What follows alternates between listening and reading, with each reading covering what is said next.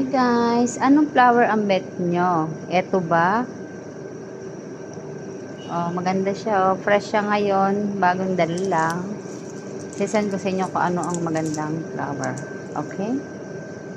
Ito naman guys, iba rin siya. Ibang flower pero parang carnation po ang tawag dito. Hindi ko alam kung anong pangalan nito. Ito rin po, meron tayong ganitong bulaklak. Pinapakita ko lang po sa inyo kasi hindi ko alam kung anong pangalan nito.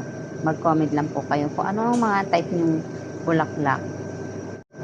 Ayan, meron din tayong ganitong bulaklak. Kulay red, ano ba to? Red or fuchsia pink? Ayan. Ito rin po ay meron pink and white. Ayan, naganda hulog-hulog na. Ayan. Nakapili na kayo guys kung anong bulaklak ang type nyo. Comment lang kayo. Bye!